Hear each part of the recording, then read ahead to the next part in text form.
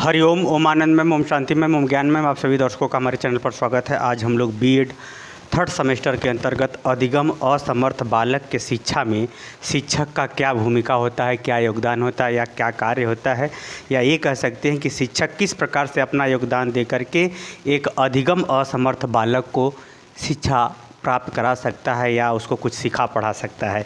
अगर अधिगम असमर्थता की बात करें तो अगर शाब्दिक अर्थ लिया जाए कि जो सीखने में अयोग्य हो, किसी भी कारण से अयोग्य है, अर्थात जैसे पैसा नहीं है आप नहीं पढ़ पाएंगे, अयोग्यता हो गई। उसी तरह से जो है आपको भाषा नहीं समझ में आ रही, आप हिंदी भाषा अच्छी तरह समझते हैं और इंग्लिश मीडियम में साइंस का क्लास चलता है, तो आप भले ही हिंदी मीडियम के लिए अच्छे छात्र हो लेकिन साइंस मीडियम के लिए अंग्रेजी आना आवश्यक है। तो वहाँ पर क्या होते हैं, अधिगम असमर्थ, यानी सीखने में पढ़ने में आप असमर्थ हो जाते हैं। तो भाषा की वजह से, मानसिक क्षमता कम होने की वजह से, या आप ये कह लीजिए कि आपकी बुद्धि कम होने की वजह से, या अन्य सांवेगिक किसी मतलब अत्यधिक गुस्सा का आना, गुस्सा अधिक आ रहा है तो सबके संग कंप्रोमाइज़ आप नहीं करें, यानी सांवेगिक असंतुलन की वजह से भी आप योग्य हो के भी अधिगम के लिए अयोग्य हो जाएंगे। तो कहने का तात्पर्य यह है कि अनेक कारण हैं जिसकी वजह से आप अधिगम के लिए या शिक्षा के लिए अयोग्य हो जाते हैं। सिर्फ बुद्धि ही नहीं है, अन्य कारण भी है, जैसे परिस्थिति है, गरीबी है, सांवेगिक असंतुलन है, बीमारी भी हो सकती है, आपका जो है स्वास्थ्य ठीक न हो वो भी कारण हो सकता है। कोई सिर्फ मानसिक ही घटक नहीं, अनेक घटक हो सकते हैं।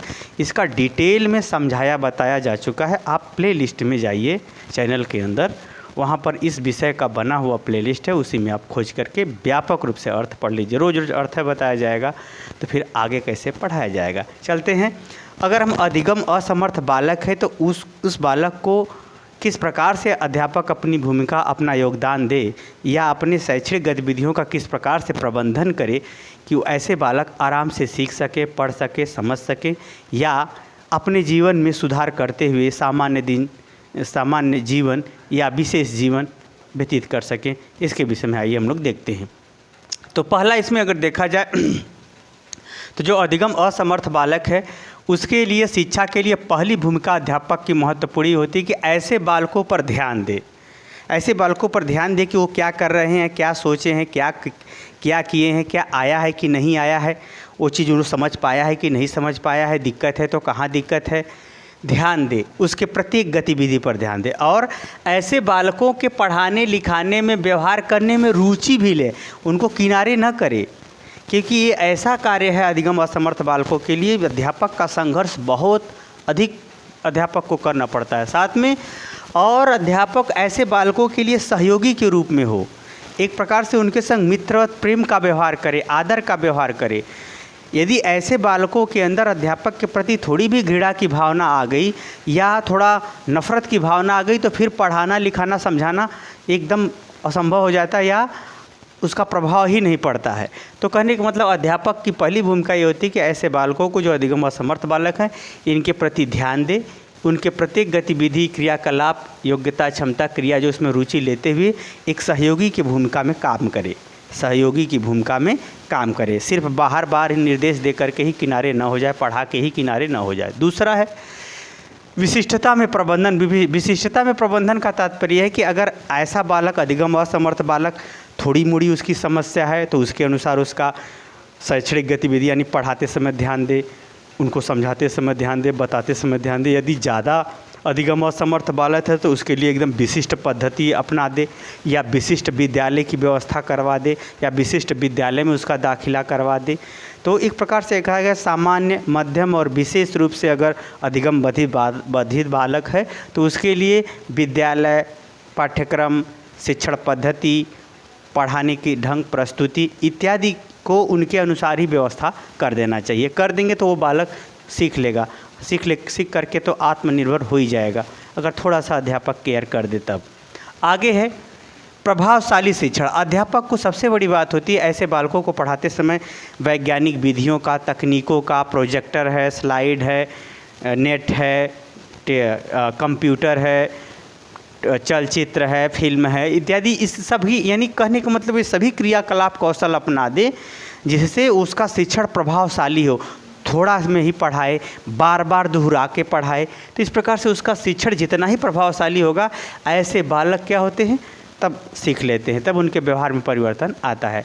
तो इस प्रकार से वो भूमिका अदा करे अध्यापक, तो बालक सीख लेगा। आगे है विद्यालय एवं व्यवहारिक वातावरण। विद्यालयी वातावरण का तात्पर्य है कि विद्यालय में ऐसे बालकों के लिए रूम का, बैठने उठने का और जो है प्रयोगात्मक गतिविधियों के लिए, प्रशिक्षण के लिए पुस्तकालय, या ये कहिए कि ऐसे बालकों को विद्यालयी वातावरण, यानी विद्यालय में एक प्रकार से ऐसे बालकों को ध्यान रखने वाले अध्यापकों की संख्या भी अच्छी खासी हो, ताकि सभी लोग सभी ओर से उनको सुधारने सिखाने का ही प्रयास करें। तो यानी विद्यालयी वातावरण उनके अनुकूल होना चाहिए, और साथ में अध्यापक का व्यवहार भी ऐसे बालकों के लिए अनुकूल में होना चाहिए कि अध्यापक उनको संग ऐसा व्यवहार करे कि वे अपना माने, उसकी आज्ञा को माने, उससे प्रेम करे। जहाँ प्रेम की बात आएगी वहाँ विश्वास, सहयोग और क्रिया इत्यादि बातों को सीखना सरल हो जाता है। तो अध्यापक का व्यवहार भी उनके प्रति सहानुभूतिपूर्ण हो, साथ में विद्यालय की व्यवस्था भी उनके अनुकूल हो।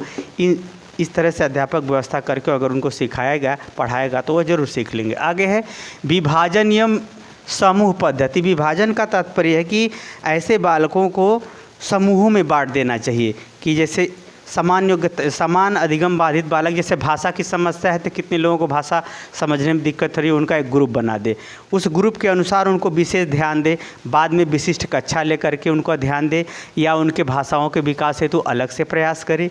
यानी उनको एक ग्रुप में बांट दे। ग्रुप में बांट देगा तो अध्यापक के लिए, उनके लिए एक प्रकार से सामान्य व्यवहार में काफ़ी बच्चों को जो है वह सिखा सकता है। ग्रुप में बांटे, विभाजित करें। फिर समूह पद्धति। समूह पद्धति का तात्पर्य है एक, हाँ, ग्रुप में तो ऐसे भी बांटे। दूसरा होता है कि विषय वस्तु को भी खंड खंड बांट के पढ़ाए। विषय वस्तु काफ़ी जटिल है या बहुत बड़ा है तो उसे छोटे छोटे खंडों में बांटे दे। छोटा खंड रहेगा, छोटा समूह रहेगा, तो उस समूह के अनुसार उपयुक्त गतिविधि या उपयुक्त उपकरण या उपयुक्त तकनीकों का या उपयुक्त शिक्षण विधि का प्रयोग करते हुए उसे आसानी से सिखाया जा सकता है। आसानी से सिखाने में अध्यापक सफल हो जाएगा। तो इस प्रकार से वह योगदान दे सकता है। आगे है पाठ्य सहगामी क्रिया एवं प्रशिक्षण। ऐसे बालकों को पाठ्य सहगामी क्रिया मतलब विषय वस्तु के अलावा जो प्रयोगात्मक कार्य होते हैं, प्रदर्शन संबंधी कार्य होते हैं, प्रस्तुति संबंधी कार्य होते हैं, नाटक है, साहित्य है, कला है, खेल कूद है, और स्काउट गाइड है, एनसीसी है, एनएसएस है, सांस्कृतिक कार्यक्रम है, राष्ट्रीय पर्व है, खेल प्रतियोगिता इत्यादि बहुत सारे पाठ्य सहगामी क्रिया हैं, भ्रमण है इत्यादि बहुत सारे पाठ्य सहगामी क्रिया हैं। उन सब सहगामी क्रियाओं में उन्हें सक्रिय रूप से भाग लिवाए, ताकि उनके अंदर जो है एक प्रकार से दूसरे से जुड़ने का, दूसरे से समझने का, दूसरे के प्रति जो अलगाव की भावना, उस भावनाओं में, अलगाव की भावना में कमी आए। यानी पाठ्य सहगामी क्रियाओं के माध्यम से उनको सिखाए, ताकि वे बालक जो है आत्मविश्वास, स्वयं पर विश्वास करके वह सीखता है। कुछ ऐसे अधिगम बाधित बालक मिलते हैं जो स्वयं पर ही विश्वास नहीं करते। एक प्रकार से संवेगात्मक बालकों की स्थिति बड़ी विचित्र होती है। तो ऐसे बालकों को जब सांस्कृतिक या पाठ्य सहगामी क्रियाओं में भाग लिया जाता है, भाग मिलता है या भाग उसको ज़बरदस्ती जब लिया जाता है, तो वे बहुत सारा अपने ऊपर विश्वास करके आगे बढ़ जाए। आगे है प्रशिक्षण। प्रशिक्षण का यह तात्पर्य कि ऐसे बालकों को अगर प्रशिक्षण दे दिया जाए, अगर नहीं कुछ ज़्यादा सीख पा रहा है, सामान्य बालकों की तुलना में वो नहीं आ पा रहा है कुछ, तो ऐसे बालकों को प्रशिक्षण दे देना चाहिए, ताकि वो अपने व्यावसायिक या सामान्य दिनचर्या के आधार पर, कोई सीखा हुआ कार्य के आधार पर अपनी सामान्य दिनचर्या या आत्मनिर्भर होकर के कमा खा सके। तो ऐसे बालकों को पाठ्य सहगामी क्रियाओं में सक्रिय भी करना चाहिए। अगर वह बिल्कुल गंभीर रूप से जो है अधिगम बाधित बालक है कि जिसको बहुत सिखाना बड़ा टेढ़े खीरे, तो ऐसे बालकों को प्रशिक्षण, कताई बुनाई कढ़ाई संबंधी इत्यादि बहुत सारे कार्य उसको सिखा देना चाहिए। आगे है परिभ्रमण एवं तकनीकी सहायता। परिभ्रमण का तात्पर्य ऐसे बालकों को घुमाने फिराने, टूर का भी कार्यक्रम बंदोबस्त करना चाहिए। ऐसे बालकों को घटना स्थल पर या उस स्थल पर जा कर के देखना, समझना, उसके बारे में लिखना, बताना उसी जगह, ये सब कार्य कराना चाहिए। तब भी उनकी मानसिक क्षमता का विकास होता है, ज्ञान का विकास। अगले है तकनीकी सहायता। परिभ्रमण के संदर्भ में जो तकनीकी सहायता है, जैसे टेलीविज़न है, एक प्रकार से इलेक्ट्रॉनिक जो मीडिया है, जो हमारे मास कम्युनिकेशन या वीडियो कॉन्फ्रेंसिंग है, या फिर अन्य जो माध्यम है, वीडियो कॉल आप मोबाइल से तो देख ही रहे हैं, तो वही सब, इन सब चीज़ों का वो प्रयोग करके उस स्थल के विषय में विशेष रुचि उत्पन्न, विशेष जानकारी, विशेष जिज्ञासा उनके अंदर उत्पन्न करके सिखाना चाहिए। तो इससे जो है उनके ज्ञान में वृद्धि अध्यापक कर सकता है। अगला है सहयोगात्मक प्रवृत्ति का में वृद्धि। सहयोगात्मक का मतलब यह अध्यापक तो स्वयं सहयोग में लगा ही है पढ़ाने लिखाने में, अन्य सहपाठियों, पड़ोस, घर, माता पिता, समाज इत्यादि के द्वारा भी ऐसे बालकों के प्रति सहानुभूति के संग सकारात्मक प्रवृत्तियों एवं व्यवहारों को बढ़ावा देना चाहिए, ताकि ऐसे बालक किसी भी परिवेश में रहे तो ऐसे बालकों को लोग हेय दृष्टि से या उपहास की दृष्टि से न देखें, बल्कि सहयोगात्मक प्रवृत्ति को अपनाएंगे तो यह बालक जल्दी से जल्दी आत्मनिर्भर और सामान्य रूप से ज्ञान अर्जित कर सकता है। आगे अगर हम बात करें तो इस प्रकार से योगदान दे सकता है। आगे अगर हम बात करें तो आवश्यकता अनुकूल पाठ्यक्रम का निर्माण। आवश्यकता अनुकूल के पाठ्यक्रम का निर्माण का तात्पर्य है कि ऐसे बालकों को जब आप पढ़ाते हैं तो बहुत सारी उसके पीछे की चीज़ें उनको नहीं आती, या बहुत सारी चीज़ें हैं जो उस विषय को पढ़ाने के लिए पहले का ज्ञान होना आवश्यक है। तो उन सब विषय वस्तुओं को या उन सब ज्ञान को या उन सब क्रियाकलापों को अध्यापक को हर तरह से उसको तैयार करके तब विषय वस्तु को पढ़ाना चाहिए। तो यानी पाठ्यक्रम का निर्माण बालकों की अधिगम बाध्यता को ध्यान में रख करके करना चाहिए। जैसे अगर थोड़ा मोड़ा अधिगम बाधित बालक है, जैसे कम सुनाई देता है, हल्का हल्का कम सुनाई देता है, तो अधिगम बाधित बालक है, तो ऐसे बालकों को यह झट से सामान्य कोई हल्का सा परिवर्तन करेगा, सामान्य पढ़ाने की प्रक्रिया में थोड़ा सा परिवर्तन करेगा तो ऐसे बालक सीख लेंगे। लेकिन अगर गंभीर रूप से बालक एकदम बिल्कुल गंभीर रूप से अधिगम बाधित बालक है, उनको बिल्कुल नहीं सुनाई देता, तो ऐसी परिस्थिति में क्या करना होगा, उसके पढ़ाने का जो पाठ्यक्रम होगा उसको चेंज करना पड़ेगा। अर्थात उसकी पद्धति, विषय वस्तु का क्रम, विषय वस्तु के संबंध में जानकारी इत्यादि को चेंज करना पड़ता है।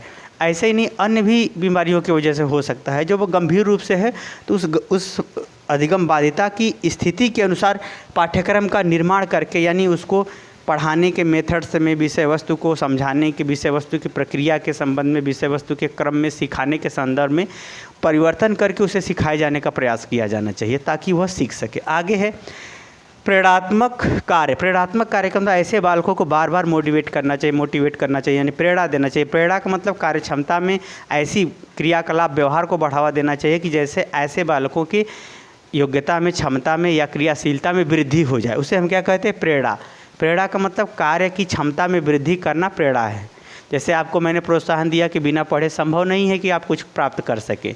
यदि आप प्राप्त करेंगे तो उसका महत्व नहीं समझेंगे, जब महत्व नहीं समझेंगे कुछ दिन के बाद आप उससे अलग हो जाएंगे, आप पतन पे चले जाएंगे। कहने का हमारा ये तात्पर्य कि ऐसे प्रेरणात्मक कार्यों या ज्ञान को या व्यवहार को उनके अंदर संप्रेषण करना चाहिए, जिससे वे अपनी पढ़ाई के लिए या सीखने के लिए हमेशा प्रेरित रहें, उत्साहित रहें।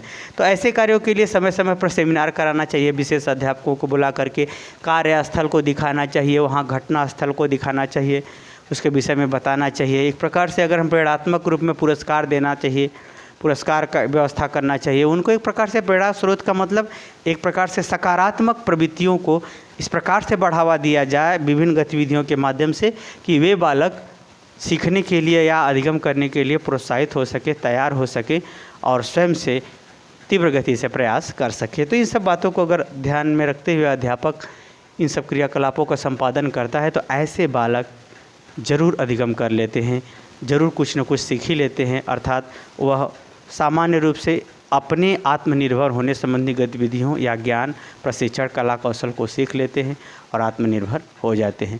और ऐसे बालकों को यदि संवेगात्मक रूप से नियंत्रित कर दिया जाए या नियंत्रण करने में अध्यापक सफल होता है तो वह कहीं सामान्य बालकों की तुलना में बहुत आगे निकल जाते हैं। जैसे भाषा से कोई संबंधित, भाषा से के कारण से कोई अधिगम बाधित बालक है तो जैसे ही भाषा सीखेगा तो वह उस क्षेत्र में बहुत आगे जा सकता है। तो मुझे उम्मीद है कि आप समझ गए होंगे अध्यापक किन प्रक्रियाओं के माध्यम से अधिगम असमर्थ बालक की सहायता करता है, सहयोग देता है, जिससे वे आगे बढ़ सके। समझ गए तो कमेंट बॉक्स में ज़रूर बताइए। साथ ही मेरे चैनल को लाइक शेयर सब्सक्राइब भी कीजिए। हरिओम।